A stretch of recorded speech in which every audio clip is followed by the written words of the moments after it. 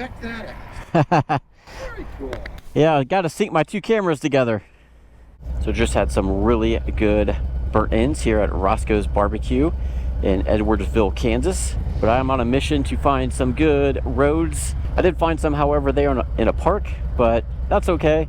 They still look pretty fun on the map. Looks like there's a bunch of sweeps and turns and stuff, so we're gonna go check that out. Highly recommend Roscoe's Barbecue if you're ever in or near Edwardsville, Kansas.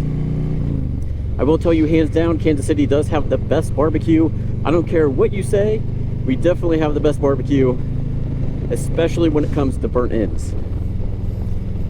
It seems like the places that have the best are the small type of places like that, kind of mom and pop style restaurants. So, but I'm gonna go up to a place called Wyandotte Park.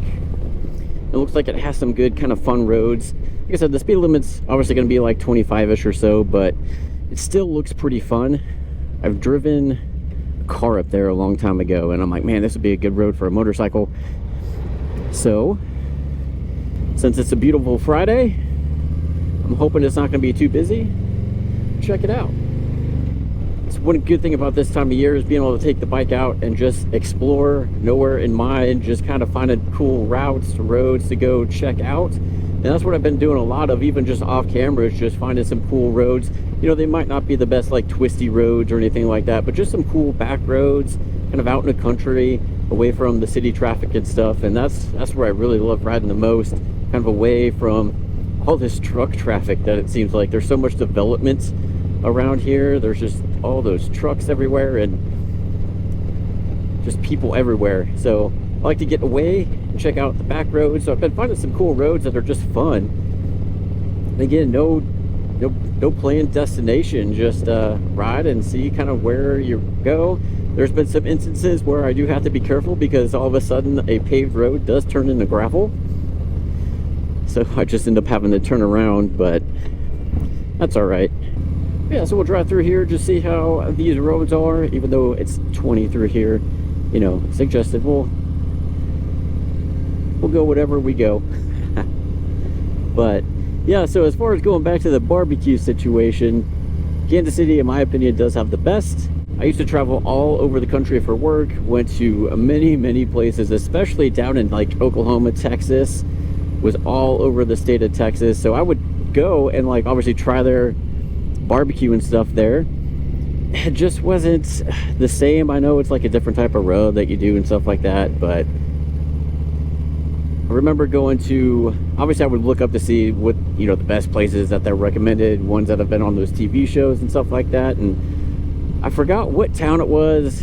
It started with an L in Texas, but it's supposed to be like the best barbecue in the world, all this stuff.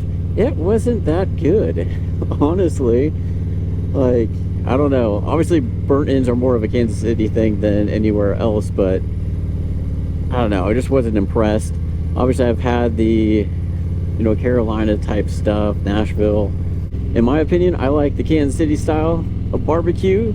So definitely try it. If you're ever coming through this area, definitely go out of your way a little bit to try some barbecue. Really, you can go anywhere. They're all going to be good. Yeah, these are some nice twisty roads here. Definitely don't think you could go much more over 30 around some of these bends, but still pretty fun. Nice shaded areas too, so I'm not going to get killed with the heat from the sun. Stay within these trees, although this would kind of suck in the fall when all the leaves are falling, because that would make these roads really slick.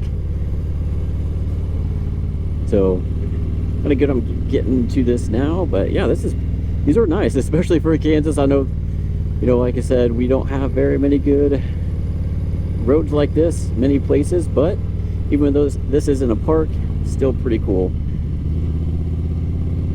It's a time of the day where it shouldn't be that busy either.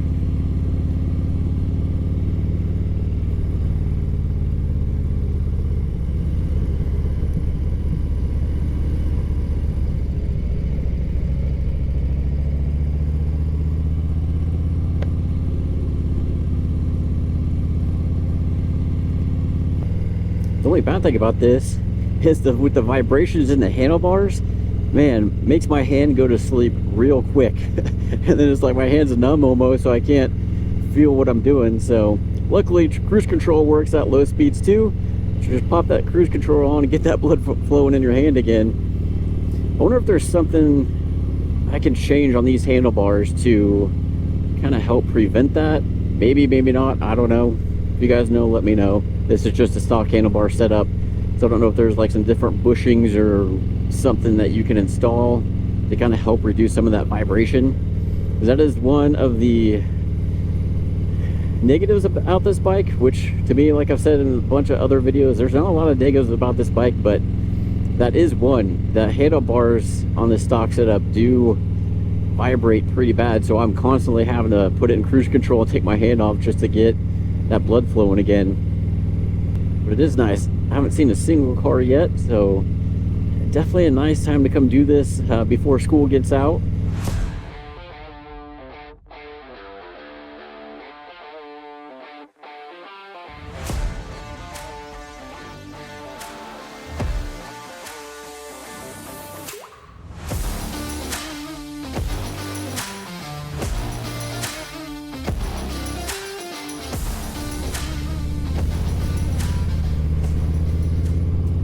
Nice view of the lake.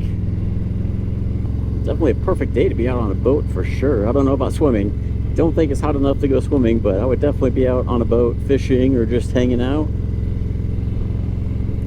If I had a boat, which I don't. I got a motorcycle instead. That takes all your money. It's just like owning a boat. You're always broke.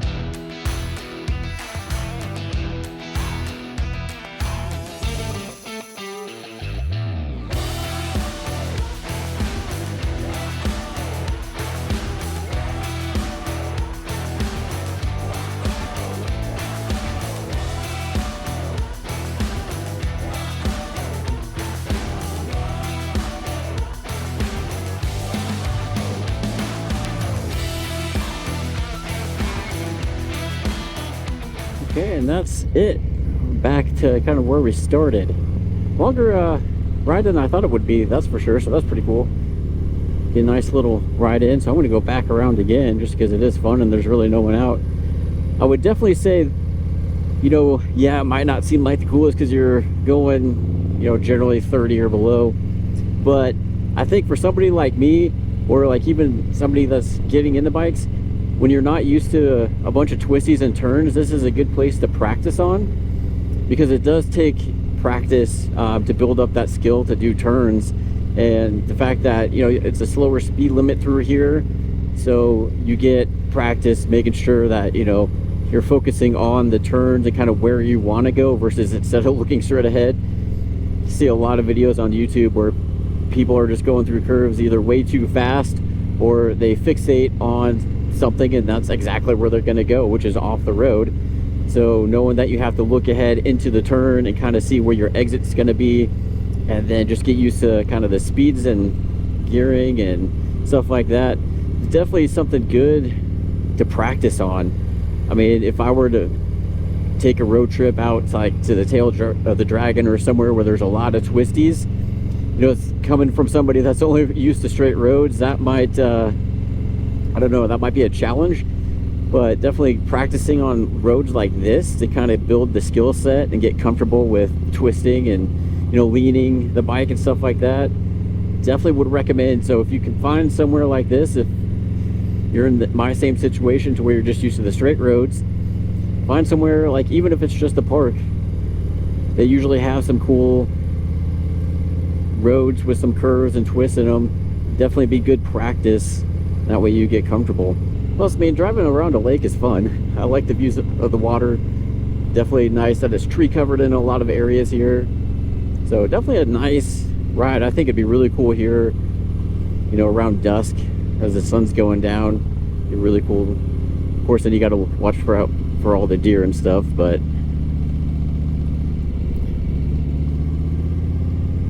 yeah, this is definitely a good way to practice for sure. Get the blood flow moving again. Man, my hand keeps going numb. It's one thing I do love about this bike. It is good in the twists and turns. Honestly, I don't think I've scraped it yet. I know on my Sportster, there were many times I did scrape that thing. And it was kind of scary because it had those little things on the pegs that kind of stuck out a little further. And that was like what would scrape. Which I think, you know, obviously that was for protecting the pegs and stuff. But every time that happened, I'm like, oh man. But yeah, I don't think even doing this and like some other stuff on the main roads, I don't think I've scraped these pegs yet on this bike. So I love that it does have that higher up suspension. You know, if I was on a road glide, I would probably definitely be scraping the pegs on some of these turns.